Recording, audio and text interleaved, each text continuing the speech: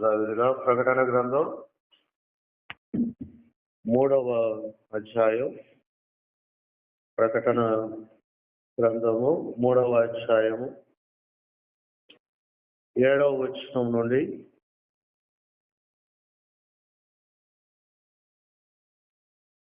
12వ వచనం వరకు. ప్రకటన గ్రంథము 3వ అధ్యాయము 7వ వచనం నుండి 12వ వచనం వరకు.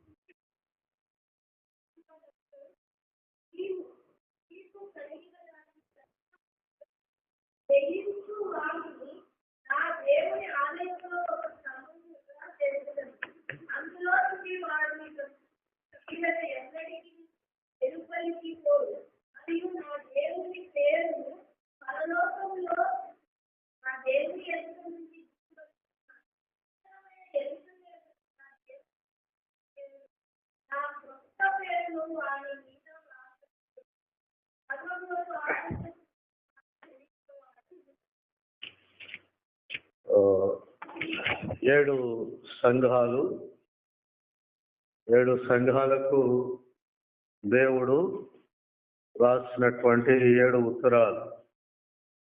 ఒక్కొక్క సంఘములో దేవుడు తన ప్రత్యక్షతను ఆ సంఘానికి తగినట్లుగా, ఆ సంఘం అర్థం చేసుకోగలిగినట్లుగా తన వివరణ ఇచ్చుకోవడం మనం చూసాం. మొదటి సంఘము ఏ సంఘం? అది ఎఫెసు సంఘం. మేము నవ్వుతాం. మొదటి సంఘం ఏది? కలవలపేట, కేతనపల్లి. ఇలా చెప్తున్నారు, వెనకొండలు చెప్తలేరు. రెండవ సంఘం ఏది? మొదలు చెప్పండి.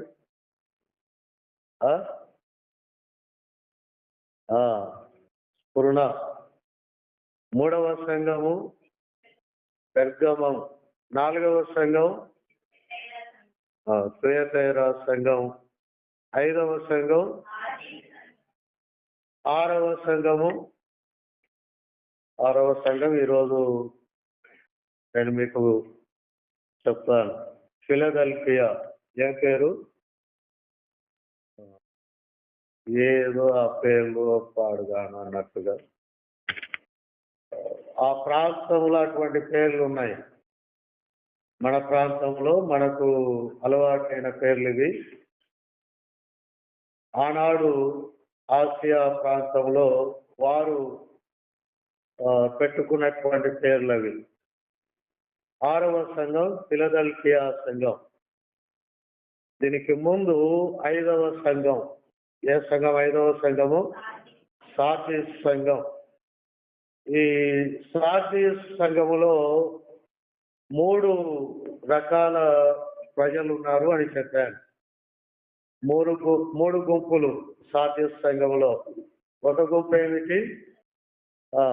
చచ్చిన వాళ్ళు ఉన్నారు, సంఘంలో చచ్చిన వారు ఉన్నారు. రెండవ గుంపు ఏమిటి? చావడానికి సిద్ధంగా ఉన్న గుంపు ఇంకొకటి. ఇక మూడవ గుంపు ఏమిటి? అర్హులు. అంటే దేవుడు తనతో కూడా వారిని నడవగలిగేటువంటి యోగ్యత ఇవ్వగలిగిన అర్హులైనటువంటి గుంపు. చచ్చిన గుంపు ఒకటి, సావుకు సిద్ధంగా ఉన్న గుంపు ఒకటి. ఈ రెండింటి మధ్యలో మరి మరొక గుంపు దేవుని సంతోషపెట్టిన గుంపు, దేవునితో నడవటానికి యోగ్యముగా ఎంచబడిన అర్హులైన గుంపు ఒకటి మనకు కనబడుతుంది. కాబట్టి సార్దీస్ సంఘములో రెండు పాడైపోయినటువంటి ప్రజల మధ్య ప్రభువును సంతోష పెట్టేటువంటి ఒక గుంపు మనకు కనపడుతుంది. అలాగుననే 7 సంఘాలు అని చెప్పాను. ఎఫెసు సంఘము, రెండవది స్ఫురణ సంఘము, మూడవది తుయతైరా సంఘము. అబ్బా ఇక్కడనే ఉన్నారు, వెరీ గుడ్. ఇక 4వది తుయతైరా సంఘము, 5వది సార్దీస్ సంఘం, 6వది 7వది మీరు ఇంకా కాస్తుంది. సార్దీసులో 3 గుంపులు అని చెప్పాను. ఒకటి చచ్చిన గుంపు, ఇంకోటి సావడానికి సిద్ధంగా ఉంది. ఈ రెండింటి మధ్యలో అర్హులైన గుంపు ఒకటి ఉంది. అలాగునే 7 సంఘాలలో సార్దీసు అనేది 5వది. సార్దీస్ అనేది 5వది. ఇప్పుడు చెప్తున్నటువంటి ఫిలదెల్ఫియా అనేది 6వది. ఇది ఫిలదెల్ఫియా. ఇక 7వది ఏమిటి అంటే లవదోకియా అనే సంఘం. ఇక్కడ తర్వాత చెప్తాను. ఇది 7వది లవదోకియా. సార్దీసు, ఫిలదెల్ఫియా, లవదోకియా. సార్దీసు చెప్పండి. సార్దీసు, ఫిలదెల్ఫియా, లవదోకియా. సార్దీసు సంఘం సచ్చిన సంఘం.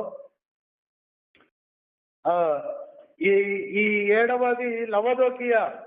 అంటే అసలు దేవునికి ఏమాత్రము నచ్చని సంఘం అది. ఇదేమో సచ్చిన సంఘం సార్దీసు. దాని తర్వాత ఫిలదెల్ఫియా పక్కనే ఉందంటే లవదోకియా సంఘం. అది ఎటువంటిదంటే ఎందుకు పనికిరాని సంఘం. సచ్చిన సంఘము, ఎందుకు పనికిరాని లవదోకియా సంఘం. ఈ 2 సంఘాల మధ్య ఫిలదెల్ఫియా అనేటువంటి ఈ సంఘం చాలా చాలా దేవుడికి ఇష్టమైన సంఘం. అర్థమవుతుందా? సార్దీస్ ఏమో చచ్చింది. చివరి సంఘం లవదోకియా సంఘమేమో ఎందుకు పనికిరానిది. ఈ 2 సంఘాల మధ్య దేవునిని గణపరిచిన, గొప్ప చేసినటువంటి, మెప్పించినటువంటి సంఘం ఏమిది అంటే ఫిలదెల్ఫియా సంఘం. ఫిలదెల్ఫియా అనేటువంటి సంఘం మీద దేవుడు ఒక నేరము కూడా మోపల. ఈ సంఘం మీద దేవుడు ఏం చేయలేదు, ఒక నేరము కూడా మోపలేదు. ఎఫెసు సంఘం మీద దేవుడు ఒక నేరం మోపాడు. ఏమనన్నాడు? నీ మొదటి ప్రేమ. అట్లా స్ఫురణ సంఘం మీద కూడా నేరం మోపబడలేదు.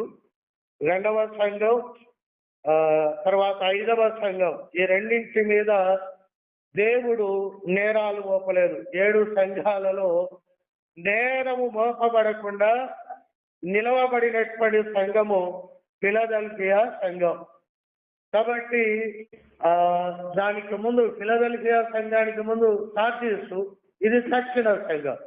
ఫిలదెల్ఫియా సంఘానికి తర్వాత లవదోకియా, ఇది పనికిరాని సంఘం. కాబట్టి చచ్చిన సంఘానికి, పనికిరాని సంఘానికి మధ్యలో ఇది ఎలాగున్నది అంటే ఒక 2 ముళ్ళ మధ్య ఉన్న గులాబీ లాగా.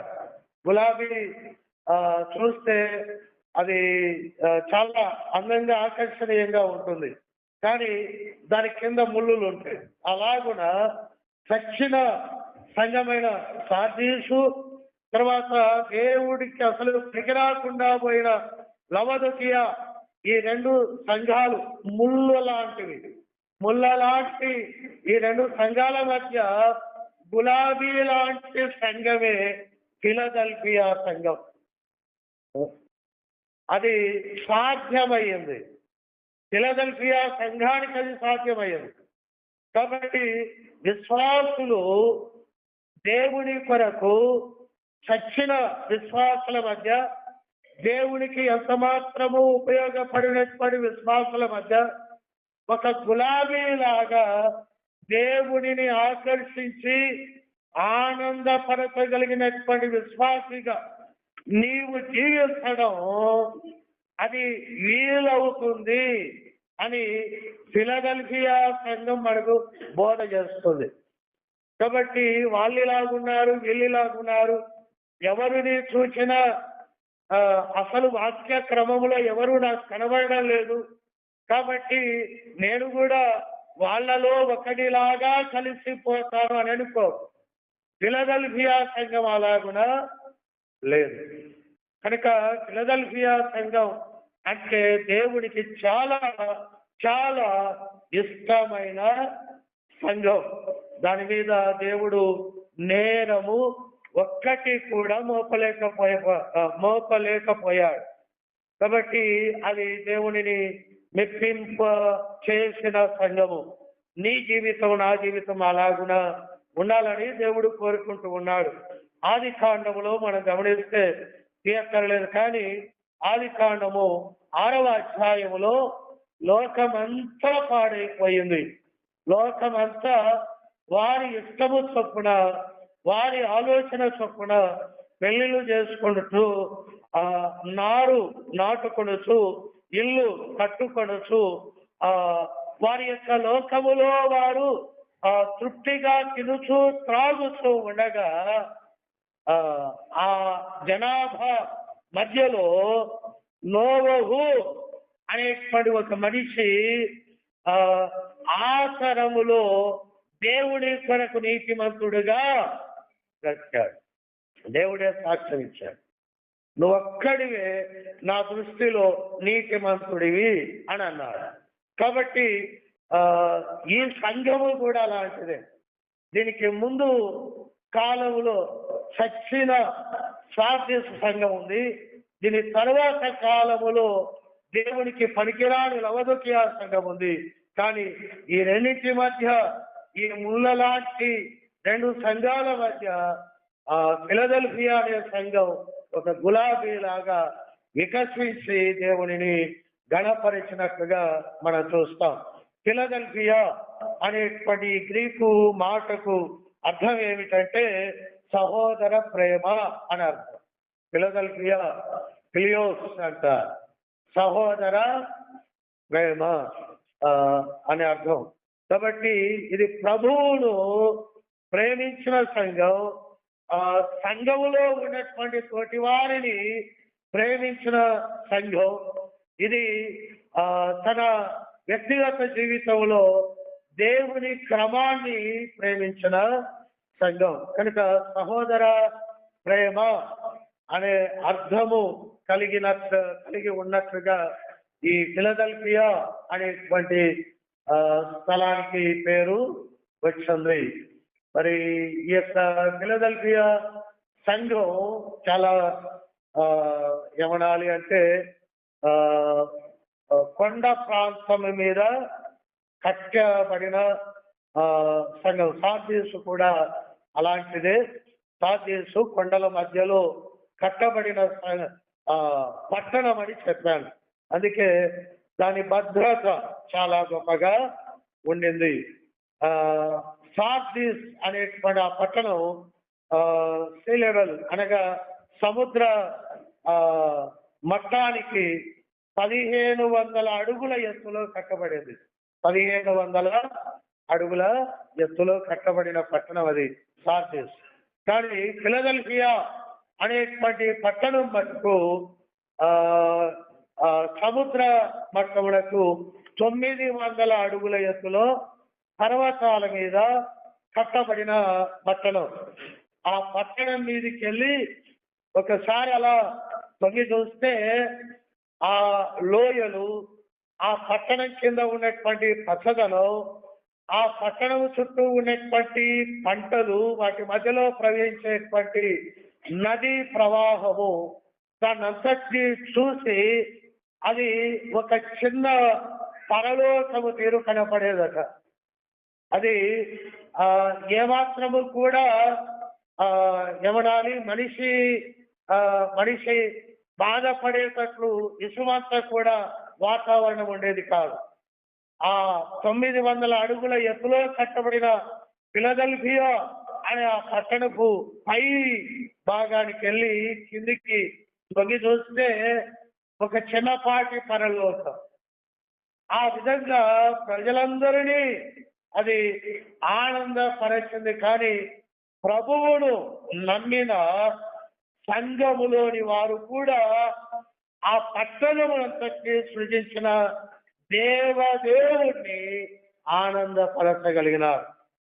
ఆ పట్టణము ప్రజలందరినీ ఆనందపరిచిన పట్టణం, కానీ ఆ పట్టణములోని సంఘం ప్రభువును ఆనందపరచగలిగిన సంఘం. అందుకే దాని మీద ఏ నేరం చెప్పలేదు. కాబట్టి ప్రజలను ఆనందపరచడం మంచిదే, కానీ ప్రజలను ఆనందపరిచి ప్రభువును దుఃఖపరచడం మనకంత మేలుకరమైనది కాదు. దేవుణ్ణి బాధ పెట్టడం అనేది అంత మేలుకరమైనది కాదు. కాబట్టి పట్టణం మటుకు ప్రజలను ఆనందపరిచింది, కానీ ఆ పట్టణములో ఉన్న సంఘము పరలోకమందున్న ప్రభువును ఆనందపరిచింది. కాబట్టి దానికి కారణాలు ఏమిటి? దాని వివరణ 2వ వాక్యంలో నేను మీకు జ్ఞాపకం చేస్తాను. అయితే మొదటి ఆరాధన వాక్యానికి ఉపయోగకరంగా ఈ ఫిలదెల్ఫియా సంఘానికి దేవుడు తనను తాను ఏ విధంగా పరిచయం చేసుకుంటున్నాడో, ఆ పరిచయ వాక్కుల్లో దేవుడు ఏమై ఉన్నాడో ఒక మాట ఈరోజు నేను మీకు జ్ఞాపకం చేస్తాను. 3వ అధ్యాయం, ప్రకటన గ్రంథం 3వ అధ్యాయము 7వ వచనాన్ని నాతో చెప్పండి. ఫిలదెల్ఫియాలో ఉన్న సంఘపు దూతకు ఎలాగూ రాయుము, దావీదు తాళపు చెవి కలిగి ఎవడును వేయలేకుండా తీయువాడును, ఎవడును తీయలేకుండా వేయువాడునునైనా సత్య స్వరూపియగు పరిశుద్ధుడు చెప్పు సంగతులేవనగా. ఈ మొదటి వచనములో దేవుడు ఎలాగున పరిచయం చేసుకుంటూ ఉన్నాడు అంటే, దావీదు తాళపు చెవి కలిగి, ఏమి కలిగిన దేవుడట ఈయన? దావీదు తాళపు చెవి కలిగి ఎవడును వేయలేకుండా తీయువాడు. రెండవది, ఎవడును తీయలేకుండా వేయువాడు. అనగా అర్థం ఏమిటంటే, ఈ తాళపు చెవులు కలిగినటువంటి ఈయన తలుపు తీశాడు అనుకోండి, దానిని 100 మంది కానీ 1000 మంది కానీ వచ్చి ఆ తలుపును మరలా వేయలేదు. ఇప్పుడు తలుపులు తీస్తున్నాయి, మీరు తలుపులు వేయగలరా, వేయలేరా? ఖచ్చితంగా వేయగలరు. నేనెందుకు సార్, నా పోరాడు ఉన్నాడు, వాడు తలుపులన్నీ వేసేస్తాడంట. నేను తలుపులు వేస్తాను, మీరు ఎవరైనా తీయగలరా, తీయలేరా? తలుపులు వేసేస్తారు, కానీ మీరు ఎవరైనా వచ్చి తలుపులు తీయగలరా, తీయలేరా అంటే ఖచ్చితంగా తీయగలరు. అంటే మీకు ఆ సామర్థ్యం ఉంది, మీకు ఆ బలం ఉంది. ప్రభు అంటాడు, దావీదు తాళపు చెవి కలిగి ఆయన తీసిన తలుపును ఎవడు వేయలేడట. అది విచిత్రం. తీసిన తలుపు ఇలా ఉంటుంది. దాన్ని వేయడానికి ఏ ఉపాయం నాకు ఎక్కర్లేదు, మంత్రం ఏం అక్కర్లేదు. వేసిన తలుపు తీయకుండా ఉండడానికి బయట లోపల ఏదో గొల్లె వేస్తాం, తాళం పెడతాం, అప్పుడు కొంచెం ఇబ్బంది అవుతుంది. కానీ తీసిన తలుపును ఎవడు వేయలేడట.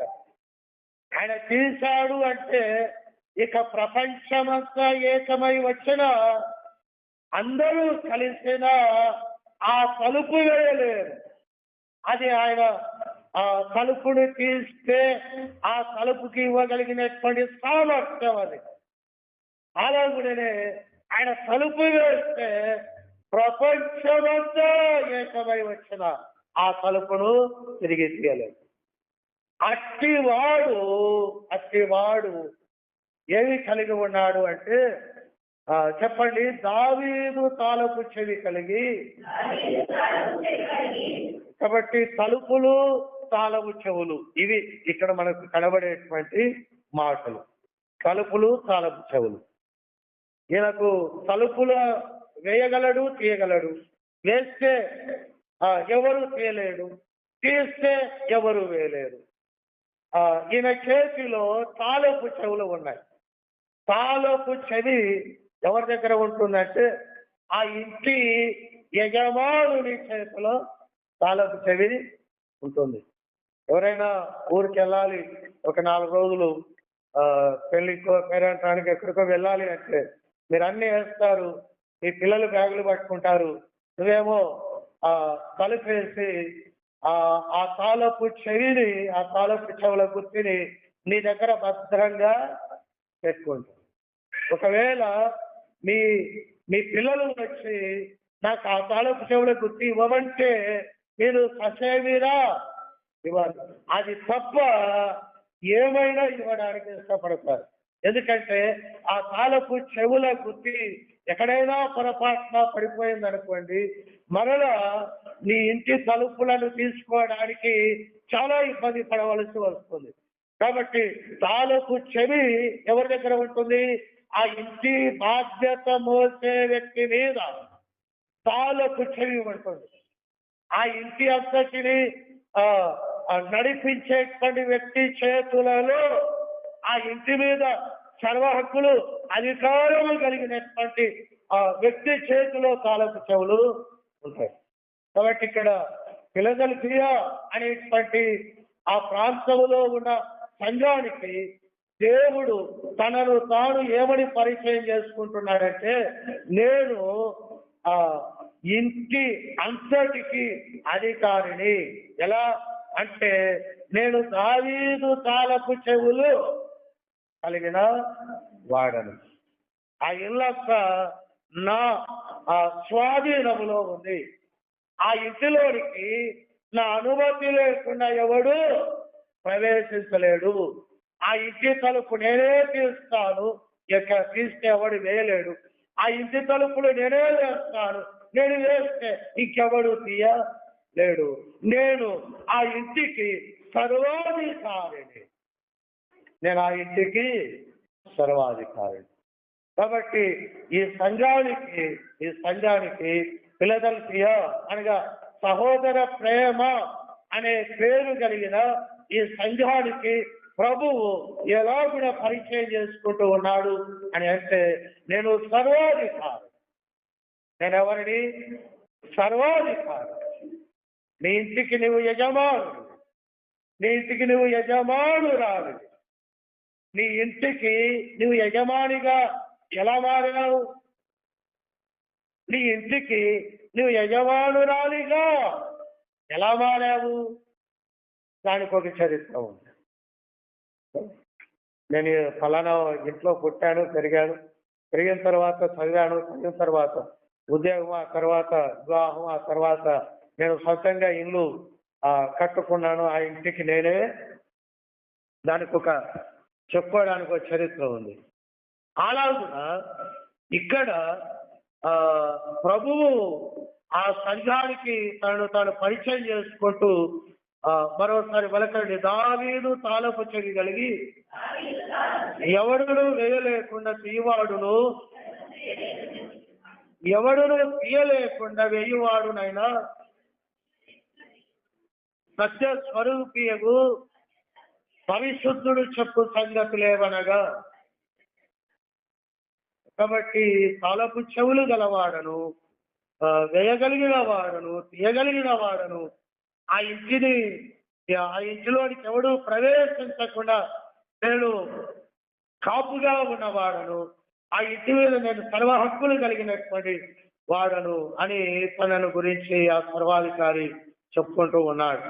ఆ తాళపు చెవి ఆయనకు శాశ్వతంగా ఇవ్వబడినట్లుగా ఆయన పొందుకున్నట్లుగా మనం చూస్తాం. అవి ఎక్కడి నుండి వచ్చాయి అని అంటే దావీదు తాళపు చెవి. దావీదు అనేటువంటి వ్యక్తి పాత నిబంధనలో దేవుని హృదయానుసారుడిగా పిలువబడ్డ దేవుని యమనాలి భక్తుడు అనొచ్చు. దేవుణ్ణి అందరికన్నా మిన్నగా ప్రేమించిన ఒక విశ్వాసి అని అనవచ్చు. కాబట్టి దావీదు తాళపు చెవి, దావీదు సింహాసనం, దావీదు వంశం అనేది ఆ పదాలు చాలా అర్థవంతమైనటువంటి పదాలు. ఆ పదాల వెనక దావీదు యొక్క హోదా, దావీదు యొక్క హక్కు, దావీదు యొక్క అధికారం మనకు కనబడుతూ ఉంది. కాబట్టి ఎవరాలి ఇశ్రాయేలీలలో ఒక ప్రత్యేకమైనటువంటి స్థానాన్ని సంపాదించుకున్నటువంటి దావీదు యొక్క తాళపు చెవులను ఈయన పొందుకోగలిగినాడు. దావీదు తాళపు చెవులను ఈ సత్య స్వరూపి అయినటువంటి ఈయన పొందుకున్నాడు. ఈ చరిత్ర అంతా కూడా మనకు అర్థం కావడానికి ఒక వచనాన్ని మనం ఖచ్చితంగా చదువుకోవాలి. యెషయా గ్రంథం 22వ అధ్యాయం. యెషయా గ్రంథం 22వ అధ్యాయము. యెషయా గ్రంథం 22వ అధ్యాయము 22, 23 వచనాలు.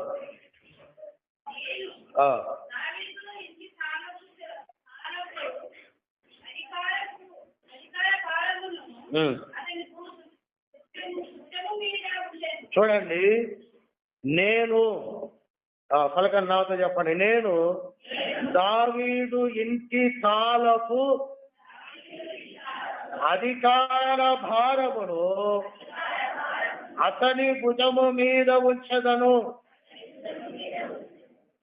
ఎవరి ఇంటి తాళపు అధికార భారమును మరొకరి భుజం మీద ఉంచదను అని రాయబడిందంటే దావీదు ఇంటి తాళపు అధికార భారమును అతని భుజము మీద ఉంచదను. మీకు క్లుప్తంగా అర్థం అవటానికి చెప్తున్నాను. ఇశ్రాయేలీలు అనేటువంటి దేవుని బిడ్డల గుంపు అంతటికి దావీదు ఒక మేటు లాంటి వాడు. మీరు రాజుల గ్రంథాన్ని ఒకవేళ చదివితే ఇశ్రాయేల్ దేశం 2 భాగాలుగా విభజించబడింది. ఉత్తర రాజ్యము, దక్షిణ రాజ్యం. ఉత్తర రాజ్యాన్ని ఇశ్రాయేలీలు అన్నారు, దక్షిణ రాజ్యాన్ని యూదా రాజ్యం అని అన్నారు. కాబట్టి ఉత్తర రాజ్యాన్ని పరిపాలించిన రాజులైనా, దక్షిణ రాజ్యాన్ని పరిపాలించిన రాజులైనా మనం చదువుకుంటూ వెళ్తే తరచుగా ఒక మాట కనబడుతుంది. అదేమిటంటే, ఇదిగో దావీదు నడిచినట్లుగా ఈ రాజు నడవలేదు అనేటువంటి మాట అయినా కానీ, దావీదు నడిచినట్లుగా ఈ రాజు నడిచాడు అనేటువంటి మాట అయినా కానీ కనబడుతుంది. అనగా ఆ దినాలలో ఇశ్రాయేలీయులను పరిపాలించినటువంటి రాజులను కొలవడానికి దావీదును ఒక కొలబద్దగా పెట్టి దేవుడు వారి యొక్క ఆత్మీయత యొక్క స్థితిగతులను ఎంచడానికి ప్రయత్నం చేశాడు. వారి పితరుడైన దావీదులాగా ఈ రాజు ప్రవర్తించలేదు కనుక యెహోవా శత్రువులకు ఈ రాజ్యాన్ని అప్పగించను అనేటువంటి మాట అక్కడక్కడ మనకు కనబడుతుంది. కనుక విషయం ఏమిటంటే ఇశ్రాయేలీయులు అనేటువంటి ఆ ప్రజలందరినీ ఒక ఇల్లు అని నీవు భావిస్తే ఆ ప్రజలందరి ఇంటి యొక్క ఆ ఇంటి అంతటికి దావీదు అనేటువంటి వ్యక్తిని దేవుడు నాయకుడుగా నియమించాడు. దావీదు అనేటువంటి వ్యక్తిని దేవుడు నాయకుడిగా నియమించి ఆ దావీదు అనేటువంటి వ్యక్తికి ఆ ఇంటి తాలపు చెవులు ఇచ్చాడు. అందుకే దావీదు నా హృదయానుసారుడు అన్నాడు. దావీదుతో అన్నాడు, నీ సింహాసనం ఎన్నటెన్నటికి అది కూలిపోదు అంటాడు. ఆ దావీదు సింహాసనాన్ని తరువాత అధిష్ఠించినటువంటి వ్యక్తే యేసుక్రీస్తు ప్రభు. దావీదు వంశంలో నుండి యేసుక్రీస్తు ప్రభు రావటం జరిగింది. కాబట్టి ఆ పాత నిబంధనలోని భక్తులందరినీ ఇశ్రాయేలులందరినీ ఒక ఇల్లు అని అనుకుంటే ఆ ఇంటి బాధ్యత అంతటిని ఎవరి మీద దేవుడు పెట్టాడు అంటే దావీదు అనేటువంటి తన హృదయానుసారుడైన వ్యక్తి మీద పెట్టి ఆ తాళం చెవులు ఇస్తే ఆ వ్యక్తి యొక్క నుండి ఆ తాళపు చెవులు మరొక వ్యక్తికి ఇవ్వవలసి ట్రాన్స్ఫర్ చేయవలసి వచ్చింది. ఆ వ్యక్తి నుండి మరొక గొప్ప వ్యక్తి ఆ బాధ్యతలన్నిటినీ తీసుకోవలసి వచ్చింది. కాబట్టి యెషయా గ్రంథం 22వ అధ్యాయం 22వ వచనములో బాధ్యతల యొక్క ట్రాన్స్ఫర్ అనగా మార్పు ఎలాగున జరిగిందో యేసుక్రీస్తు ప్రభువారు పుట్టక ముందు 750 సంవత్సరాల క్రితం దేవుడు రాయించిన మాట అది. కాబట్టి 22వ అధ్యాయం 22వ వచనంలో చెప్పండి, నేను దావీదు ఇంటి తాళపు అధికార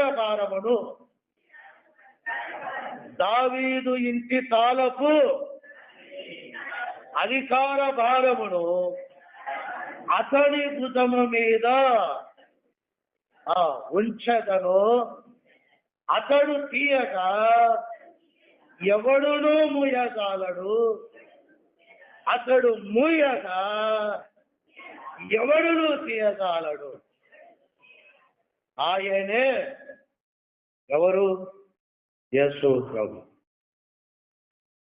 దావీదును మించిన వాడు. దావీదు దేవుని హృదయానుసారుడు, కానీ యేసు ప్రభువు స్వయాన దేవుడు. కాబట్టి ఆ అధికారము, ఆ తాళపు చెవుల అధికార భారము దావీదు యొక్క నుండి ఎవరి మీదికి అనగా తలుపు వేస్తే తలుపు మూస్తే ఇక ఎవడు తీయలేడు, తలుపు తీస్తే ఇక ఎవడు తీయలేని వ్యక్తి చేతిలోనికి దావీదు తాళపు చెవుల భారము మార్పు చేయవలసి వచ్చింది. కాబట్టి ఫిలదెల్ఫియా సంఘానికి యేసు ప్రభు ఎలాగున పరిచయం చేసుకుంటూ ఉన్నాడు అంటే, నేను ఇప్పుడు సర్వాధికారిని, నేను దావీదు తాళపు చెవుల అధికార భారము పొందుకున్నవాడు.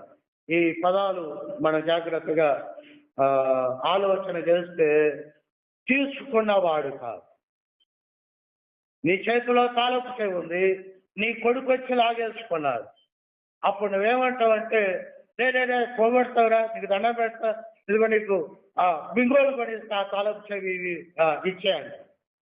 దాన్ని ఏమంటారంటే, నువ్వు ఇవ్వకపోయినా తీసుకోవడం. కానీ ఇక్కడ అది కాదు జరిగింది.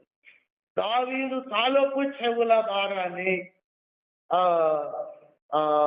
యేసు క్రీస్తు భుజాల మీద దేవుడు ఉంచాడు. తండ్రి అయిన దేవుడు తీసుకోవడం బలవంతంగా లాక్కోవడం. అంతవరకు దావీదు మీద ఉంచాడు. ఆ తర్వాత యేసయ్య మీద దానిని అంతవరకు దావీదు వారి అనగా ఇశ్రాయేలీల ఇంటి భారమునంతటి మోయటానికి దేవుడు నిర్ణయించాడు.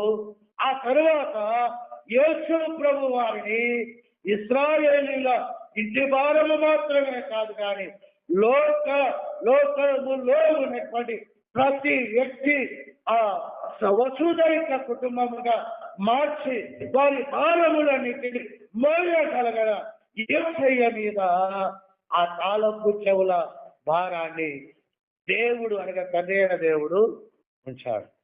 కాబట్టి ఇది దేవుడిచ్చిన ఆధిక్యత. ఈ భారం వేయడం అనేది ఇంటి యొక్క తాళపు చెవులన్నీ కలిగి ఆ ఇంటి భద్రత బాధ్యత అంతటిని యేసు ప్రభువారి చేతికి తండ్రి అయిన దేవుడు అప్పగించినాడు. కాబట్టి ఆ భారము ఆయనకు ఇవ్వబడింది. ఆ భారం ఆయన పొందుకోగలిగినాడు. లూకా సువార్త 1వ అధ్యాయము 32-33 వచనాల్లో మరి మరియ దగ్గరికి దూత వచ్చి చెప్పినటువంటి మాట క్రిస్మస్ సందర్భంలో మనం చదువుకునేటువంటి వాక్యం ఇది. 32-33 వచనాలు. ఆయన గొప్పవాడై సర్వోన్నతుని కుమారుడనబడును, ప్రభు అయిన దేవుడు ఆయన తండ్రి అయిన దావీదు సింహాసనం అనగా తాళపు చెవి అధికారము సూచిస్తుంది. ఇల్లంతా ఆయన అధికారంలోనే ఉండాలి. సింహాసనం కూడా అధికారాన్ని సూచిస్తుంది. కాబట్టి దావీదు తాళపు చెవి ఆయనకి ఇవ్వబడింది. దావీదు సింహాసనం ఆయనకు ఇవ్వబడింది. చూడండి 32వ వచనం. ఆయన గొప్పవాడై సర్వోన్నతుని కుమారుడనబడును, ప్రభు అయిన దేవుడు ఆయన తండ్రి అయిన దావీదు సింహాసనమును ఆయనకిచ్చును. తాళపు చెవిని అనగా అధికారం ఇచ్చాడు. సింహాసనం అది కూడా అధికారానికి సూచన. సింహాసనానికి కూడా యేసయ్యకు తండ్రి అయినటువంటి దేవుడు ఇచ్చినట్లుగా దేవుని యొక్క వాక్యములో మనం చూస్తూ ఉన్నాం. 33వ వచనం. ఆయన యాకోబు వంశస్థులను యుగ యుగములో, ఇక తర్వాత ఇంకొక వ్యక్తికి తాళం చేయకపోదు, ఇంకొక వ్యక్తికి సింహాసనం పోదు. ఆ తాళపు చెవి దావీదుకి ఇవ్వబడింది, ఇప్పుడు యేసయ్యకి ఇవ్వబడింది. ఆ సింహాసనం దావీదుకి ఇవ్వబడింది, ఇప్పుడు యేసయ్యకి ఇవ్వబడింది. ఇక యేసయ్య చేతుల్లో నుండి ఆ తాళపు చెవులు ఇంకొకరికి ఇవ్వబడవు. దావీదు నుండి వచ్చిన సింహాసనం ఇక యేసు క్రీస్తుదే. ఆ సింహాసనం ఇంకొకరికి ఇవ్వబడదు. ఎందుకనగా యేసు ప్రభువారిని తండ్రి అయినటువంటి దేవుడు ఎలాగున నియమించాడు అంటే 33వ వచనంలో ఆయన యాకోబు వంశస్థులను యుగ యుగములు. దావీదు కొంతకాలం ఆ అధికారం దొరికింది, కానీ యేసు ప్రభువుకు యుగ యుగములకు ఆయన అధికారము అనుగ్రహించినాడు. కాబట్టి ఫిలదెల్ఫియా అనే సంఘానికి దేవుడు ఏమని పరిచయం చేసుకుంటున్నాడు? యేసు ప్రభు వారంటే నేను అధికారం పొందుకున్నా, ఆ అధికారం నా తండ్రి అయిన దావీదు నుండి వచ్చింది శారీరకంగా, కానీ ఆ అధికారం సృష్టి అంతటికి కారకుడైన పరలోకపు తండ్రి యొద్ద నుండి నాకు ఇవ్వబడిన అధికారముగా ఉన్నది అని ఆయన తన పరిచయ వాక్కులతో తన శక్తిని, తన సామర్థ్యాన్ని సంఘానికి తెలియచెప్పి సంఘాన్ని ఆదరించి బలపరిచేటువంటి ప్రయత్నం చేస్తూ ఉన్నాడు. చూడండి మత్తయి సువార్త 28వ అధ్యాయం. మత్తయి సువార్త 28వ అధ్యాయం 18వ వచనం. అయితే యేసు వారి యొద్దకు వచ్చి అనగా పునరుత్థానుడైన తర్వాత శిష్యుల దగ్గరికి యేసు ప్రభువారు వచ్చి ఏమంటున్నారంటే చెప్పండి, పరలోకమందును భూమి మీదను నాకు సర్వాధికారము ఇవ్వబడి ఉన్నది. కాబట్టి ఆయన సర్వాధికారం పొందుకోవడానికి యోగ్యుడుగా మనం గుర్తించే వచనం అది. కాబట్టి ఎవరు ఈ ఫిలదెల్ఫియా సంఘానికి మరి దూత ద్వారా పరిచయం చేసుకుంటున్నాడు అంటే నేను సర్వాధికారము కలిగిన వాడు, నేను సర్వాధికారి కనుక నువ్వేం భయపడద్దు అన్నట్లుగా. ఇది ఆయన అధికారానికి అధికారం యొక్క మార్పు ఎలా జరిగిందో దాని వివరణ. అయితే ఈ సర్వాధికారిగా తాళపు చెవుల భారమును మోయగలిగిన వాడుగా, ఆ భారముతో పాటు దావీదు సింహాసనాన్ని యుగయుగములు ఏలగలిగిన వాడుగా ఈయనను అనగా యేసు ప్రభువారిని ఎవరు ఎంపిక చేశారు అని అంటే సృష్టికర్త అయినటువంటి దేవుడు ఎంపిక చేశాడు. కాబట్టి ఆయన ఎంపిక చేయటానికి ఒక పద్ధతి జరిగింది, ఒక ప్రాసెస్. మీరు గోధుమ రొట్టెలు చేయడానికి ఒక పద్ధతి, ఆ పిండిని తీసుకుంటారు, నీళ్లు పోస్తే దాన్ని ముద్దగా చేస్తారు, కొద్దిసేపు నానబెడతారు, ఆ తర్వాత దాన్ని ముద్దగా చేసి చపాతీ చేయడానికి దాన్ని కొట్టడము, ఆ రోల్తో ఏం చేయాలి, రుద్దడమో చేస్తారు, పెన్న మీద వేస్తారు, అప్పుడు అది చపాతీ అవుతుంది. అలాగున యేసుక్రీస్తు ప్రభువారు ఎన్నిక చేయబడ్డాడు, కానీ చేయబడ్డ వెంటనే ఆయనకు తాళపు చెవుల హక్కు కానీ సింహాసనం యొక్క హక్కు కానీ ఇవ్వబడలేదు. ఆ యేసు ప్రభువారు ఆ యొక్క యోగ్యతను మరి తండ్రి యొద్ద నుండి పొందుకోవడానికి తండ్రి ఆయనను ఏ పద్ధతిలో సిద్ధపరచాలో ఆ పద్ధతిలోనే సిద్ధపరిచాడు. నీవు నిర్ణయించబడ్డావు, ఇదిగో తాళం చేయి అని ఇచ్చేయలేదు. నువ్వు బాప్తిసం తీసుకున్నావు, నమ్మావు, బాప్తిసం చేసుకున్నావు, ఇక పరలోకం నీదే అని నీకు నాకు ఆయన ఊరికే చెప్పలేదు. బాప్తిసం తీసుకున్న దినాన క్రైస్తవ జీవితం ప్రారంభమైందంటే పరలోకం చేరడానికి నీ ప్రయాణం ఒక్కొక్క అడుగు వేసుకుంటూ వెళ్తే, దేవుడి చెప్పిన మార్గంలో నువ్వు అడుగులు వేసుకుంటూ వెళ్తే చచ్చిన రోజు నువ్వు పరలోకంలో అడుగు పెడతావు. బాప్తిసం తీసుకొని దేవుడు చెప్పినట్లుగా నువ్వు అడుగులు వేయకుండా నీ అడుగులలో నువ్వు నడిస్తే చచ్చినప్పుడు నీవు నరకములో అడుగు పెడతావు. కాబట్టి నువ్వు నమ్మావు, బాప్తిసం తీసుకున్నావు, ఓకే, ఇటువంటి టికెట్ అని దేవుడు నీ జేబులో నా జేబులో టికెట్ పెట్టలేదు. నువ్వు నమ్మి బాప్తిసం తీసుకున్న తర్వాత పరలోకానికి ప్రయాణం ప్రారంభమైంది. ఆ ప్రయాణం ఎప్పుడు ముగుస్తుంది అంటే నువ్వు చచ్చిన రోజు ముగుస్తుంది. మరి ఆ ప్రయాణం ముగిసే వరకు నువ్వేం చేయాలి అంటే ప్రయాణం ప్రారంభించిన నాటి నుండి ప్రయాణం ముగింపు అనగా నువ్వు చచ్చే రోజు వరకు దేవుడు చూపించిన మార్గంలో అడుగులు వేసుకుంటూ వెళ్తే అప్పుడు నువ్వు చచ్చిన రోజు చచ్చిన పరలోకంలో కళ్ళు తెరుస్తుంది. అలాగుననే యేసుక్రీస్తు ప్రభువారికి తాళపు చెవులను ఆ భారాన్ని ఆయన ఇవ్వడానికి నిర్ణయించి ఆ తాళపు చెవుల ఆ గుర్తిని ఎప్పుడు ఇచ్చాడు అంటే ఒక ప్రాసెస్ అంతా, ఒక మధ్యలో ఒక పని అంతా జరిగింది. ఆ పని అంతా జరిగిన తర్వాత ఆయనకు ఆ తాళపు చెవుల గుర్తి ఇవ్వబడడం జరిగింది. ఆ పని ఏమిటో జ్ఞాపకం చేసుకున్న యెషయా గ్రంథం 22వ అధ్యాయం. యెషయా గ్రంథం 22వ అధ్యాయము 22వ వచనం నాకు చెప్పండి. నేను దావీదు ఇంటి తాళపు అధికార భారమును అతని భుజం మీద ఉంచదను, అతడు తీయగా ఎవడును మూయజాలడు, అతడు మూయగా ఎవడును తీయజాలడు. దిట్టమైన చోట మేకు కొట్టినట్టు నేను అతని స్థిరపరచెదను. ఎప్పుడు తాళపు చెవులు అంటే నిర్ణయించబడింది. ఇదిగో దావీదు ఇంటి తాళపు అధికార భారమును అతనికి ఇస్తాను, ఎప్పుడు అంటే ఆ కింద వచనంలో దిట్టమైన చోట మేకు కొట్టినట్లు. మొదటిది కొట్టడం, రెండవది స్థిరపరచడం.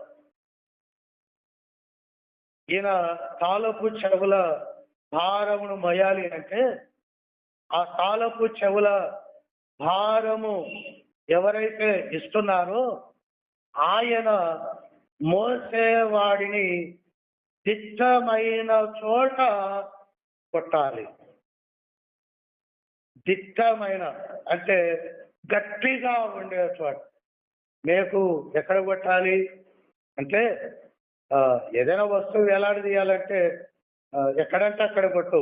ఆ మేకు ఎక్కడ కొడితే ఆ వస్తువు జారి పడకుండా, ఆ మేకు ఊడి పడకుండా దిట్టంగా ఉంటుందో అక్కడ చూచి ఆ మేకును కొట్టి ఆ మేకుకు ఆ వస్తువును ఏం చేస్తావు, నీవు అలా తగిలిస్తావు. ఆ వస్తువు యొక్క భారం ఏమిటి? ఆ వస్తువు భారాన్ని ఆ మేకు మోయగలదా?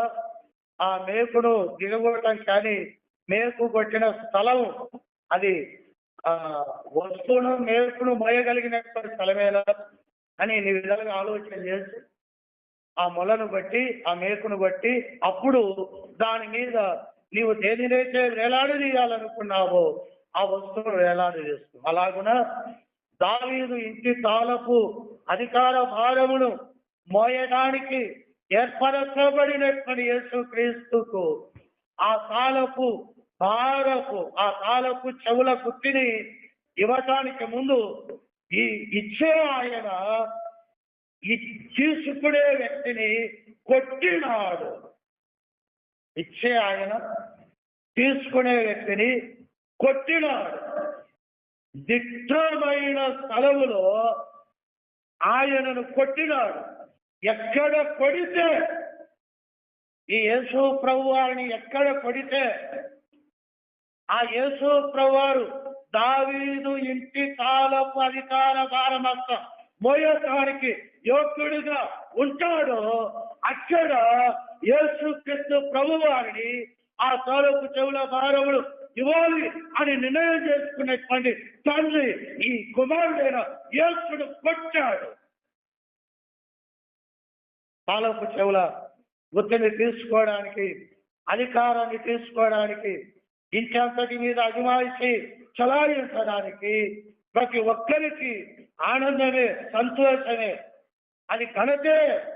కానీ ఆ సంతోషాన్ని, ఆనందాన్ని, ఆ ఘనత కలిగినటువంటి ఆ స్థితిని యేసు ప్రభువారి భుజాల మీద పెట్టాలి అని అనుకున్నటువంటి తండ్రి అయినటువంటి దేవుడు యేసు ప్రభువును ఒక దిట్టమైన స్థలంలో కొట్టాడు. దానికి యేసు ప్రభువారు ఒప్పుకున్నాడు. కొట్టబడడానికి ఒప్పుకొనకపోతే దావీదు తాళపు చెవుల అధికార భారము యేసు ప్రభువారికి ఇవ్వబడదు. ఆ భారము మోయటానికి యోగ్యుడు అని నిర్ణయమైంది. కానీ ఆ నిర్ణయానికి తగ్గట్టుగా యేసు ప్రభువారు పరీక్షించబడాలి. ఆ నిర్ణయానికి తగిన విధంగా యేసు ప్రభువారు తండ్రి చేత పరీక్షించబడ్డాడు. కాబట్టి మొదటి ఆలోచన ఏమిటంటే సర్వాధికారి అయిన యేసు ఏం చేయబడ్డాడంటే తండ్రి చే సిద్ధపరచబడిన రక్షకుడు.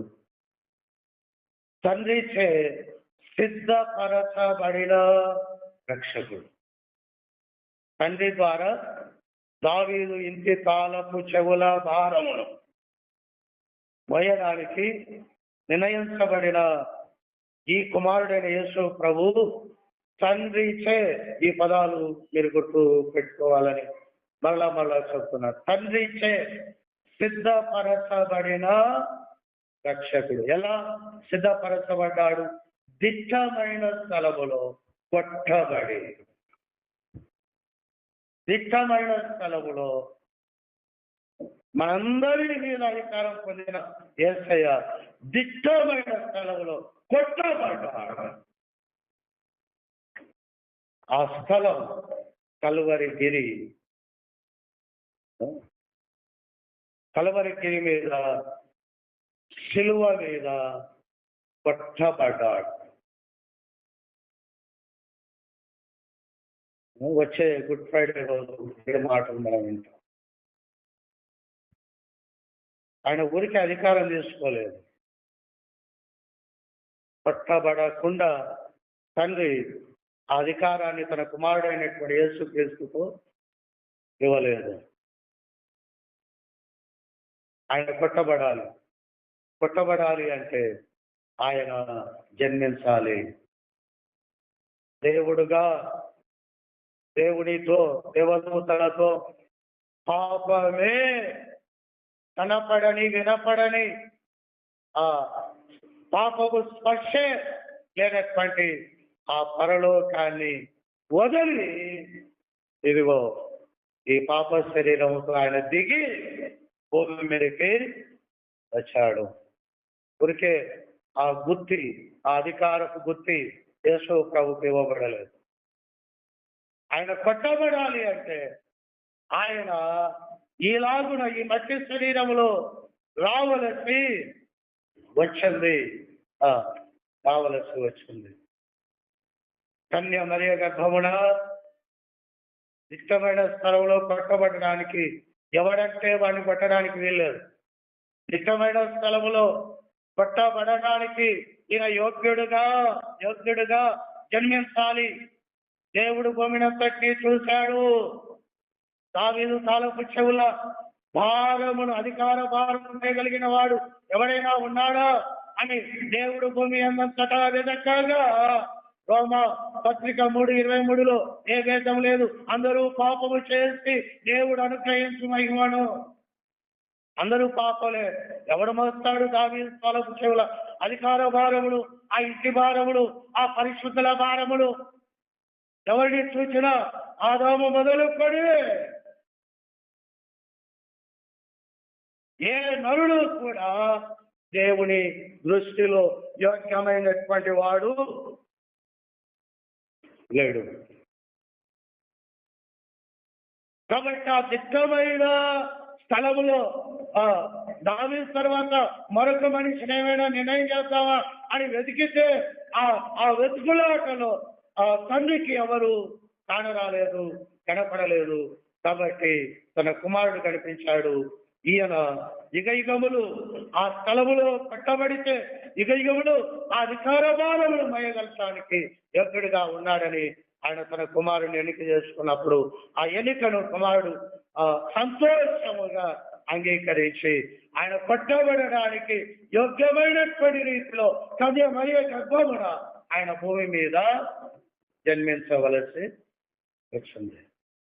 ఆయన జననం ప్రత్యేకమైనది.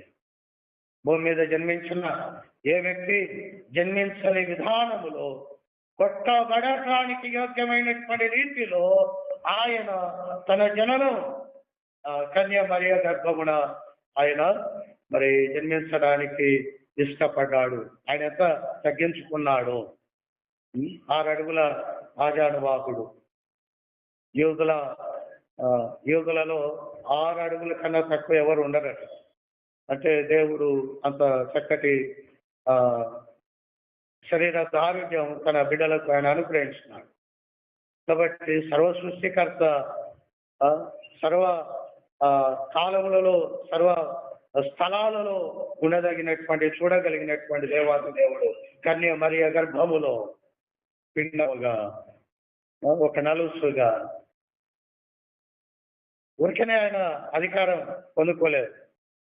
ఈరోజు ప్రభువును నమ్మిన వెంటనే ఇక మేము పరలోకానికి వెళ్తామని రాజుల తీరే తిరుగుతున్నాం. ఎక్కడా తగ్గింపు లేదే. యేసు ప్రభు వారు ఎంత తగ్గించుకున్నారు. కన్య మరియ గర్భములో ఒక నలుసు తీరు.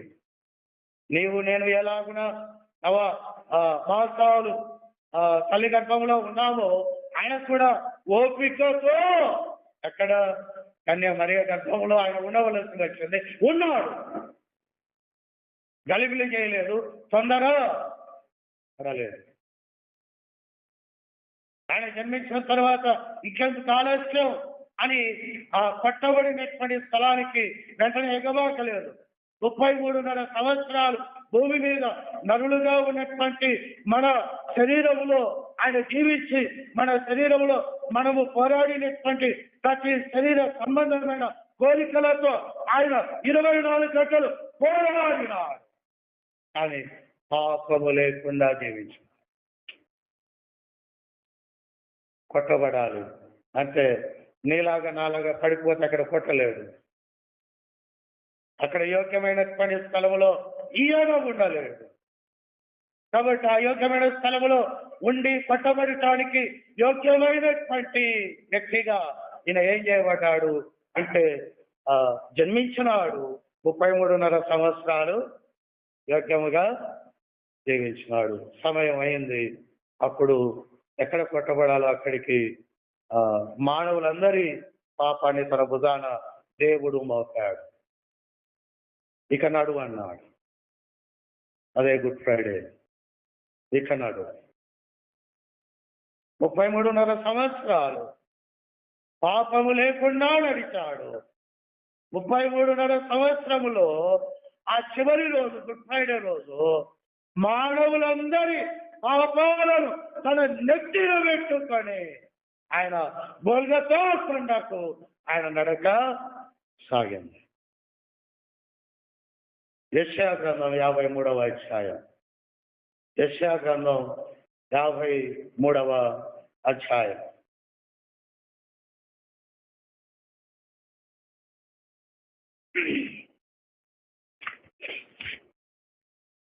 యెషయా గ్రంథం 53వ అధ్యాయము చూడండి.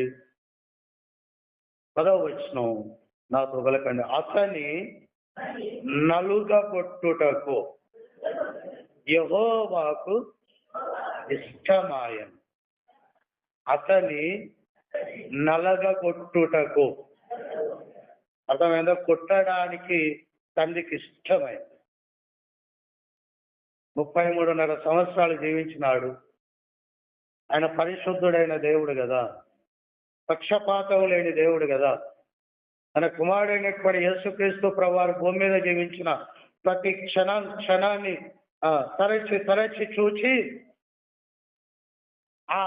ఆయన జీవితంలో ఆవగింజలో 100 కూడా పాపం లేని వాడుగా ఆయన జీవించినాడు అనేటువంటి విషయం సంపూర్ణంగా ఎరిగిన వాడై ఆ కల్వరి కొండ మీద అతని నలగా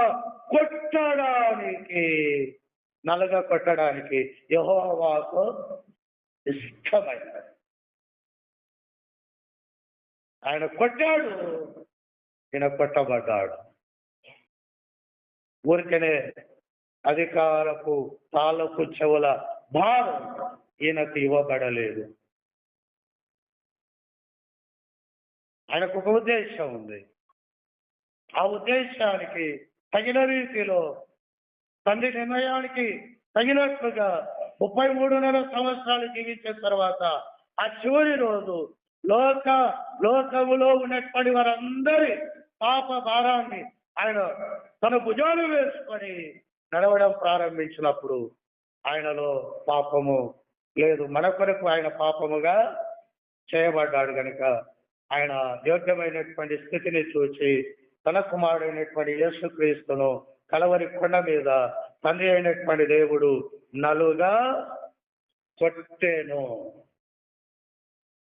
సిలువ మీద, కలవరి కొండ మీద, దిట్టమైన స్థలములో ఆయనను కొట్టెను. పంచగాయముల చేత కొట్టెను, ముళ్ళ కిరీటముల చేత కొట్టెను, పాదాలు చేతులలో మొదలు కొట్టెను, కొరడాతో మీ పంట కొట్టెను, బల్లముతో పక్కలో కొట్టెను. నోరు తెరవలేదు, మాట్లాడలేదు. ఆ పరీక్ష ద్వారా తండ్రి తన కుమారుణ్ణి సిద్ధము చేశాడు. చూడండి, యెషయా గ్రంథం 53వ అధ్యాయం 10వ వచనములో చివరి లైన్ అతడు దీర్ఘాయుష్మంతుడగును, యెహోవా ఉద్దేశం అతని వలన సఫలమగు. యెహోవా ఉద్దేశం ఏమిటి? దావీదు తాళపు చెవుల అధికార భారం యేసు ప్రభు మీద ఉంచాలి, అదొక ఉద్దేశం. అది సఫలమయ్యింది. మొదటి ఆదాము దేవుని ఉద్దేశాన్ని విఫలం చేశాడు.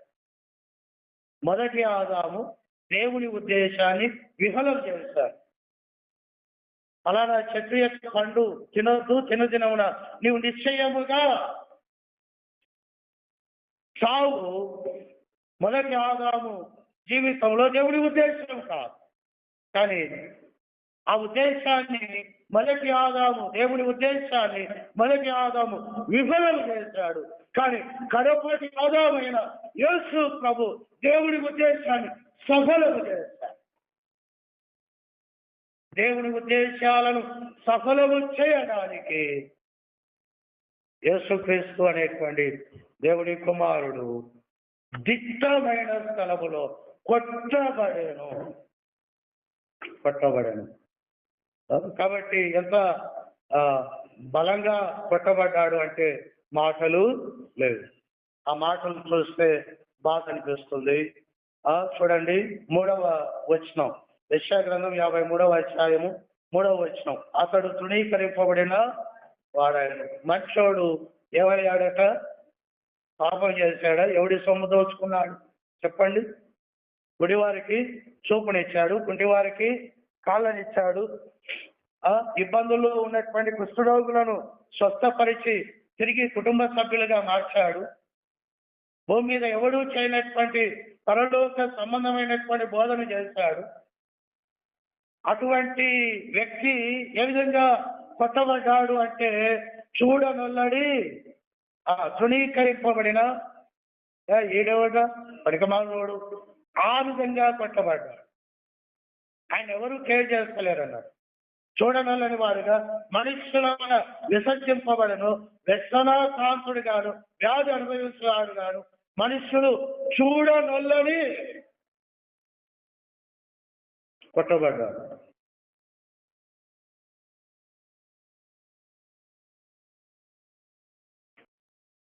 ఆరో వచనం చివరి లైన్, యెహోవా మనందరి దోషములు అతని మీద, ఆయనను ఊరికే కొట్టలేదు, మన పాప భారం అంతా ఆయన మీదేసి కొట్టాడు. నిన్ను కొట్టడం వేరు, నీ నెత్తి మీద 50 కిలోల బస్తా బరువు పెట్టి కొట్టడం చూసేటోడికి ఎట్లా అనిపిస్తుంది? అది నెత్తిన బరువు పెట్టి కొడుతుంది ఏమిటి? మీ కష్టం నిండా వడ్లేసారనుకోండి, అది నడవక మొరాయిస్తే మీరేం చేస్తారో ఎట్లను చూసేవాడికి ఏదో అనిపిస్తుంది. కానీ నీ నీ ఉద్దేశం వేరు. కాబట్టి లోక పాప భారం అంతా ఆయన మీద వేసి కొట్టినా ఆయన ఏ విధంగా ఉండాలట? మౌనంగా కొట్టబడి. ఇక ఆ మాటను ఇంతకన్నా నేను ఎక్కువగా వివరించలేను. ఆ మాటను ఇంతకన్నా ఎక్కువగా నేను మీకు అర్థం చేయడానికి ప్రయత్నం చేయలేను. కాబట్టి ఆయన ఎవరు అంటే తండ్రి చే సిద్ధపరచబడిన. కాబట్టి ఆయన ఏం చేశాడు? తండ్రి ఏం చేశాడు? యెషయా గ్రంథం 22:23వ వచనంలో ఉన్నట్లు దిట్టమైన చోట మీకు కొట్టినట్టు యేసు ప్రభువారిని తండ్రి అయిన దేవుడు ఆ యెరూషలేము కొండల మీద, గొల్గొతా కల్వరి కొండల మీద, శిలువ మీద కొట్టాడు. ఆయన ఎలా కొట్టబడితే ఈ ఇంటి భారమంతా ఆయన మోయగలడు, అలా తన ప్రియ కుమారుడు అయినటువంటి యేసుక్రీస్తును ఏం చేశాడు? కొట్టాడు. కొరింథీయులకు రాసిన మొదటి పత్రిక 10వ అధ్యాయము. కొరింథీయులకు రాసినటువంటి మొదటి పత్రిక 10వ అధ్యాయము 4వ వచనం. మొదటి కొరింథీ 10వ అధ్యాయము 4వ వచనం.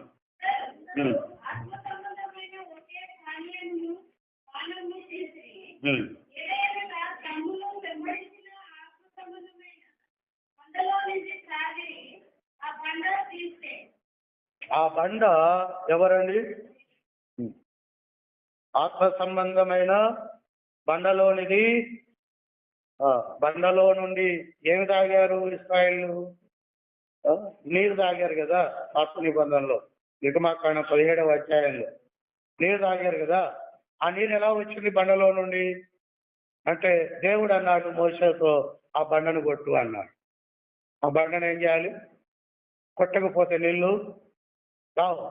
అప్పుడు ప్రజల దాహార్తి తీరదు, వాళ్ళు చనిపోతారు. కొట్టబడిన బండ క్రీస్తే, కొట్టబడిన బండ క్రీస్తే. తాళపు చెవుల అధికారమును మోయటానికి తరతరములు యుగములు ఆ సింహాసనాసీనుడిగా ఆయన నిరంతరము ఉండడానికి తండ్రి చేత సిద్ధపరచబడిన రక్షకుడైన సర్వాధికారి క్రీస్తే ఆయన దిట్టమైన స్థలములో కొట్టబడి. కాబట్టి ఈ తాలూకు చెవుల అధికారమును సర్వాధికారమును పొందడానికి యేసుక్రీస్తు ప్రభువారు ఏమి చేయబడ్డాడంటే సిద్ధపరచబడ్డాడు. ఎలా సిద్ధపరచబడ్డాడంటే ఆయన తండ్రి ద్వారా కొట్టబడి. ఈ మాట మర్చిపోదు.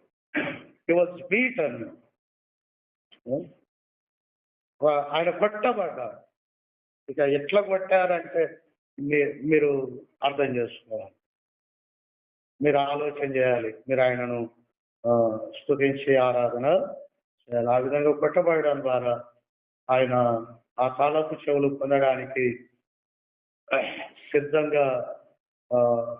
సిద్ధపరచబడ్డాడు. ఇది మొదటిది. తండ్రి చే సిద్ధపరచబడిన రక్షకుడు, సర్వాధికారి, తాళపు చెవులు కలిగిన వాడు ఎవరు అంటే కొట్టబడిన వాడు. ఈ కొట్టబడడం ఎందుకంటే తండ్రి చే సిద్ధపరచబడిన రక్షకుడుగా ఉండడానికి ఆయన కొట్టబడ్డాడు. అది లేకుండా ఆ ప్రాసెస్, ఆ పద్ధతి జరగకుండా ఆయనకు ఆ తాళపు చెవులు ఇవ్వబడవు. ఇక రెండవది, తండ్రి సంబంధులందరినీ తండ్రి కొరకు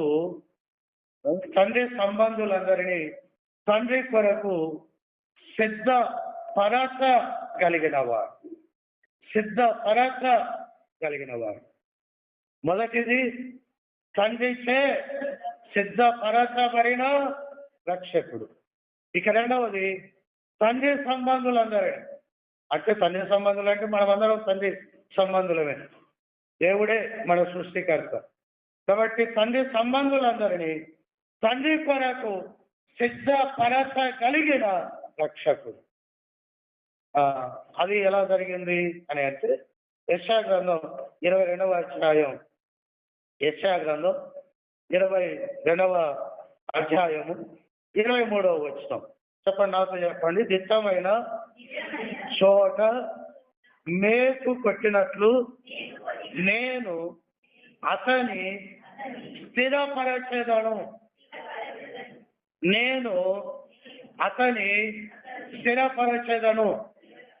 ఏమి చేస్తాడట? ఆయన స్థిరపరుస్తాడు.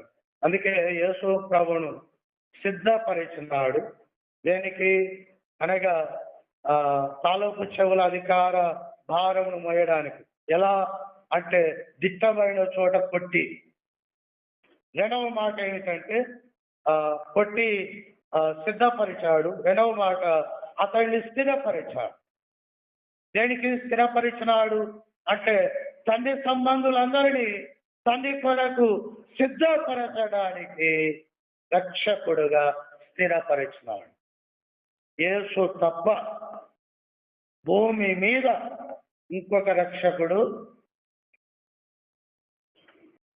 ఇక నువ్వు ఎన్ని తలకిందుల తపస్సులు చేయి, స్థిరపరచిన. అపోస్తల కార్యం 4వ అధ్యాయం 12వ వచనంలో చెప్పబడిన మాట, ఆకాశం కింద ఏమన్నా ఏ నామమున రక్షణ కలగదు కానీ ఇదిగో ఆ యేసు నామమున మాత్రమే. ఎవరి నామమున? ఇక ఏ నామమున రక్షణ లేదు, ఇక ఏ నామమున రక్షణ లేదు. ఆ విధంగా ఉండునట్లుగా యూదులను, అన్యులైనటువంటి మనమందరం కూడా తండ్రి సంబంధులం కాబట్టి తండ్రి సంబంధులమైనటువంటి మనలందరినీ తండ్రి యొద్దకు చేర్చడానికి ఆయనను ఏం చేశాడు? స్థిరపరిచాడు. యేసు నామమున తప్ప ఇక మనకు మరొక దారి లేదు. యోహాను సువార్త 14:6లో చెప్పబడినట్లుగా యేసయ్య అన్నాడు, నేనే మార్గము, సత్యము, జీవమై ఉన్నాను. నా ద్వారా తప్ప ఎవడు.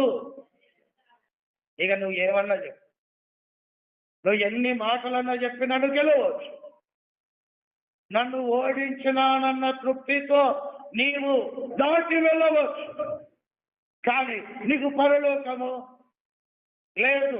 ఎందుకంటే ఆయన ఎవరికైతే దావీదు కాలపు చెవుల అధికార భారములు ఇవ్వాలి అని అనుకున్నాడు, ఆయన కుమారుడైనటువంటి యేసును కొట్టవలసిన స్థానంలో కొట్టి ఆయనను స్థిరపరచినాడు. ఆయన ఏం చేసినాడు? స్థిరపరచినాడు. కాబట్టి ఇక నువ్వు వేరే దారిలో నేను పరలోకం వెళ్తాను అంటే అది నడవదు, అది కలవని పని. కనుక యేసుక్రీస్తు ప్రభువారు ఏకైక రక్షకుడు, ఆయన ఏకైక మార్గమై ఉన్నాడు. ఆయన తప్ప మరొక దారి మనకు లేదు. అందుకే యోబు ప్రార్థన చేసి ఎదురు చూచాడు. యోబు ఏమన్నాడు? యోబు ఏమని ఆలోచన చేసి తన జీవితంలో మనవి చేశాడు అంటే, నా మీద ఒక చెయ్యి, దేవుని మీద ఒక చెయ్యి ఉంచగలిగిన మధ్యవర్తి ఒకడు ఉంటే బాగుండు అన్నాడు. నా మీద ఒక చెయ్యి, దేవుని మీద ఒక చెయ్యి ఉంచగలిగిన మధ్యవర్తి ఒకడు ఉంటే బాగుండును అని యోబు గ్రంథం 9వ అధ్యాయము 32 నుండి 35వ వచనం వరకు ఆయన చెప్పాడు. కనుక యేసుక్రీస్తు ప్రభువారు మనిషిగా వచ్చాడు, మనుషులను ఆయన తాకగలడు. యేసుక్రీస్తు ప్రభువారు దేవుడిగా వచ్చాడు, దేవుడిని ఆయన తాకగలిగిన మధ్యవర్తిగా తండ్రి అయిన దేవుని చేత స్థిరపరచబడిన.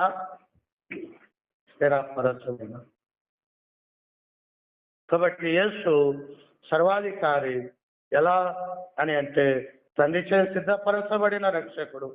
ఎలా సిద్ధపరిచాడు అంటే కొట్టబడి. రెండవది, తండ్రి సంబంధులందరినీ తండ్రి కొరకు సిద్ధపరచగలిగిన రక్షకుడుగా స్థిరపరచబడ్డాడు. ఇక నువ్వేమన్నా చెప్పు, యేసు దగ్గరికి రాకపోతే నీకు మోక్షం. కాబట్టి అనేక ప్రయత్నాలు చేసి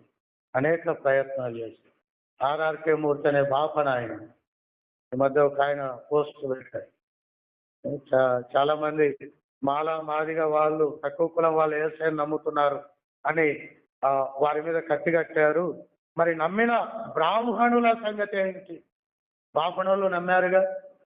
మీరు పూజారులని, వారు దైవ సంబూతులని వారి పాదాలు నొక్కి వారిని నిలపరిచే ఆ కులములో నుండి యేసు ప్రభువును కూడా నమ్మినటువంటి వారు ఎంతమంది లేరు? వారి దగ్గరికి వెళ్ళి మరి మీరు ఎందుకు విషయం అడిగి కనుక్కోవడం లేదు? ఈ తక్కువ జాతి అయిన మానవాదిగా ప్రజల మీద ఎందుకు తిరుగుబాటు చేస్తున్నారని ఒక ఆయన పోస్ట్ పెట్టారు. నిజమే కదా, ఆయన సత్యం. యేసు ప్రభువారు అబద్ధము, ఆయన సత్యం. కాబట్టి వేదాలు చదివినటువంటి ఉపనిషత్తులన్నిటినీ వడవలసినటువంటి వారు చివరికి నిజమైనటువంటి భక్తులుగా మాకు మోక్షము దొరికితే చాలు అనుకొని వారు తమ కులాన్ని, తమ వేదాలను, తమ ఘనతలన్నిటినీ తృణప్రాయముగా వదిలిపెట్టి యేసే రక్షకుడని వారు నమ్ముకోగలిగినారు. కాబట్టి ఆ విధంగా తండ్రి సంబంధులందరినీ తండ్రి కొరకు సిద్ధపరచగలిగిన రక్షకుడుగా దేవుడు అనగా తండ్రి ఈ కుమారుని స్థిరపరచెను. రెండవది ఏమిటి? స్థిరపరచెను. కాబట్టి ఈ కాలమైన ఏ కాలమైన యేసే రక్షకుడు. ఇక అంతే.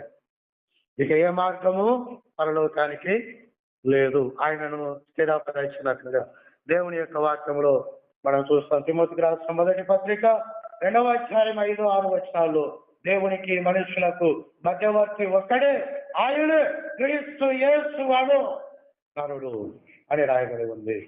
కాబట్టి తిమోతి మొదటి పత్రిక 2వ అధ్యాయం 5-6 వచనాల్లో ఖరాఖండిగా చెప్పాడు, దేవునికి మనుషులకు మధ్యవర్తి ఒక్కడే. నీ దేశంతో పని లేదు, నీ జాతితో పని లేదు, నీ కులముతో పని లేదు, నీ యొక్క గోత్రముతో పని లేదు, చదువుతో పని లేదు. సర్వ సృష్టిలో ఉన్నటువంటి మానవులందరికీ తండ్రి అయినటువంటి, సృష్టికర్త అయినటువంటి దేవునికి మధ్యవర్తి ఒకడే, ఆయనే యేసు క్రీస్తును నరుడు. ఆయనను స్థిరపరిచినాడు. ఒకటి, కొట్టి సిద్ధపరిచినాడు. 2, తండ్రి ప్రజలందరినీ తండ్రి కొరకు సిద్ధపరచడానికి స్థిరపరిచినాడు. ఆయన తప్ప ఇక మరొక మార్గము మనకు లేదు. ఇక 3వది ఒక చిన్న మాట చెప్పి ముగించేస్తాను. అదేమిటంటే తండ్రి సంబంధులు తండ్రిని చేరు వరకు, తండ్రిని చేరు వరకు మోసేవాడుగా ఏర్పరచినాడు. మోసేవాడుగా మొదటిది తండ్రి సిద్ధపరచబడ్డాడు. ఎలా అంటే దిట్టమైన స్థలంలో, అంటే కలువరి సెలవులు ఆయన కొట్టబడడం ద్వారా. రెండవది తండ్రి సంబంధులందరినీ తండ్రి కొరకు సిద్ధపరచడానికి స్థిరపరచబడ్డాడు. ఇక యేసు తప్ప మరొక దాని భూమి మీద ఏ నరుడికి దొరకదు. అది ఆ విధంగా స్థిరపరిచినాడు. ఇక 3వది ఏమిటంటే వాళ్ళు ఆ విధంగా యేసు ప్రభువును పట్టుకొని నమ్ముకున్న తర్వాత మరి తండ్రి దగ్గరికి చేరాలిగా. మనం నమ్ముకున్నాం, ఇంకా ఈ లోకంలో ఉన్నాం. మనం తండ్రి యొద్దకు చేరేంత వరకు ఆ కుమారుని మోసేవానిగా మనల్ని మోసేవానిగా ఆయన ఏర్పరచినాడు. మనల్ని మోసేవానిగా. యెషయా గ్రంథం 22వ అధ్యాయం 22వ అధ్యాయము 24వ వచనం, 22వ అధ్యాయం 24వ వచనం. నాతో చెప్పండి. గిన్నెల వంటి పాత్రలను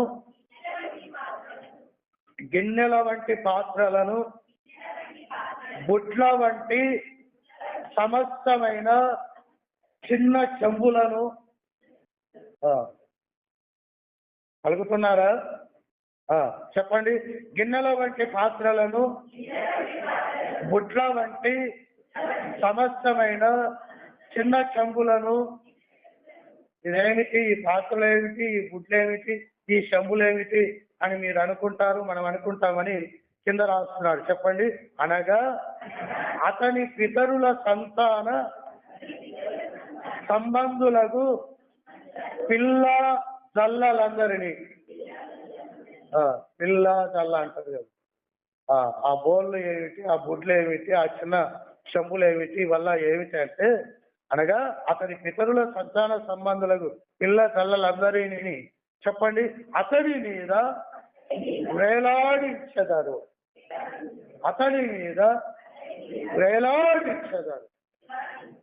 అర్థమవుతుందా? దిట్టమైన స్థలంలో యేసు అనేటువంటి వ్యక్తిని కొట్టాడు, స్థిరపరిచాడు. ఇప్పుడు కొట్టబడిన ఆయన మీద పిల్లల అందరినీ పోసక నన్ను చూడక్క, పిల్లల అందరినీ ఏం చేశాడు? వేలాడు. అర్థమైంది? వేలాడు చేయడం అంటే ఏమిటి? మోయడం అని అర్థం. మొలగొట్టావు, దాని మీద ఒక సంచి వేలాడు చేసినావంటే ఆ సంచి బరువంతా ఆ మొల ఏం చేస్తుంది? మోస్తుంది. సిద్ధపరచబడ్డాడు తండ్రిచే, ఎలా? కొట్టబడి. రెండవది, స్థిరపరచబడ్డాడు. ఇక ఈయన తప్ప ఇంకొక మార్గం నీకు లేదు. మూడవది, ఆ స్థిరపరచబడ్డ ఆ వ్యక్తిని మనం నమ్ముకున్నాం, తెలుసుకున్నాం, నమ్ముకున్నాం. ఇక మనం బట్టి కట్టినాం అన్నట్టుగా నాకు పరలోకం ఉందని మనం ఆశించినాం. ఆ స్థిరపరచబడ్డటువంటి ఆయన నమ్ముకున్న తర్వాత ఆయన పట్టుకొని వేలాడుతున్నాడు. ఆయనను పట్టుకొని ఏం చేస్తున్నాం? వేలాడుతున్నాం. 1,00,000 మందా, 1,00,00,000 మందా, 10 కోట్ల మందా, ఆ భారం ఆయన మోస్తాడు. నువ్వు వేలాడుతున్నావు నమ్ముకున్న తర్వాత. అదే మాట.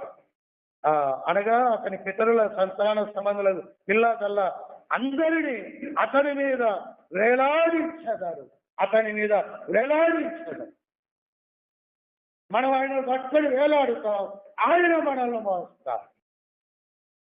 కాబట్టి నీకే చిన్న కష్టం వచ్చినా యేసయ్యా ఏమంటావు నువ్వు? ఏమి యేసయ్య అంటున్నావు అంటే, నాకు కాలు నొప్పి సారు. కాలు నొప్పి కూడా అడుగుడు అవసరమైన ఆర్ఎంపి అనొచ్చుగా. నువ్వు చచ్చినాను. ఎందుకు అంటే నా ప్రయాసపడి భారం వహిస్తున్నా ఆయన అన్నాడుగా. కాబట్టి నాకు కాళ్ళు వచ్చినా, నాకు కళ్ళు వచ్చినా, నాకు కడుపు నచ్చినా, నాకు గుడ్డెనొచ్చినా ఏమంటాను నేను? ఆయన మోస్తాడు. నీ నొప్పులన్నిటినీ మోస్తాడు. నీవు పరలోకం చేరేంత వరకు ఆయన మీద పెట్టే ప్రతి బరువు వద్దు అన్నాడు. ఆయన మోస్తాడు. నువ్వు ఆయన అవమానపరిచే బరువు కూడా ఏం చేస్తున్నాడు? ఆయన మోస్తున్నాడు. ఆయన అతని మీద వేలాడించదు. అతని మీద మనమందరం వేలాడుతాం, ఆయననే పట్టుకొని. కొంతమంది దేవుని నమ్మి లోకాన్ని పట్టుకొని వేలాడుతున్నారు. ఆ బ్యాచ్తో మనకు సంబంధం. ఈ బ్యాచ్ ఏ బ్యాచ్ అంటే ఆయనను పట్టుకొని వేలాడే బ్యాచ్. ఆయన మనల్ని ఏం చేయడు? వదుపు అన్నాడు. ఆయన మోస్తా. అందుకే గద్ద రెక్కల మీద నేను నిన్ను మోసాను అని అన్నట్లుగా ఆయన మనల్ని మోసి ఎంతవరకు మోస్తాడు? ముదిమి వచ్చు. మంచి మాట, ఆదరణ కలుగజేసేటువంటి మాట దేవుని యొక్క వాక్యంలో యెషయా గ్రంథంలోనే చూడండి, 46వ అధ్యాయం 46వ అధ్యాయము 3వ వచనం 2వ లైన్లో, గర్భం పుట్టినది మొదలుకున్న నా చేత ధరింపబడిన వాళ్ళారా, తల్లి ఒడిలో కూర్చున్నది మొదలుకొని నేను సంకబెట్టుకొనిన వాళ్ళారా, నా మాట ఆలోచించుడి. ఉదయం వచ్చే వరకు నువ్వు చచ్చే వరకు మోస్తాడు. బరువు అవుతున్నావని ఎప్పుడు అన్నాడు. మనం అన్నాం దేవుడు నాకు బరువు అయ్యాడని. ఆదివారం బరువు అయ్యిందని మనం అన్నాం. దశమ భాగం బరువు అయ్యిందని మనం అన్నాం. ప్రార్థన బరువు అయ్యిందని మనం అన్నాం. వాక్యం చదవడం బరువు అవుతుంది అని మనం అన్నాం.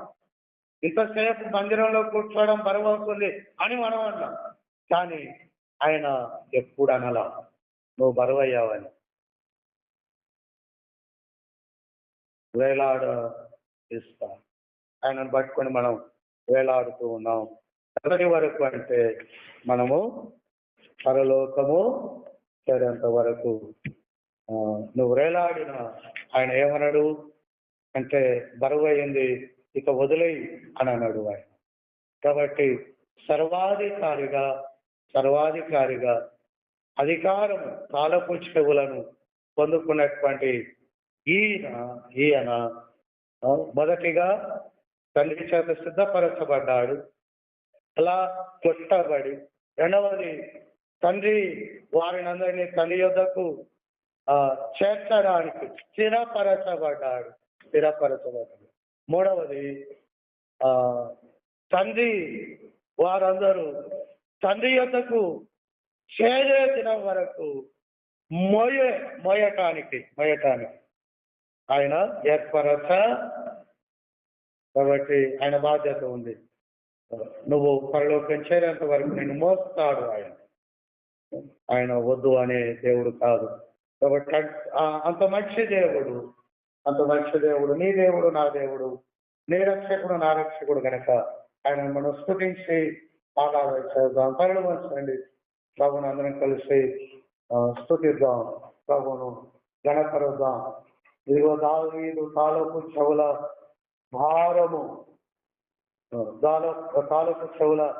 భారము మోయటానికి సిద్ధపడిన సర్వాధికారి అయిన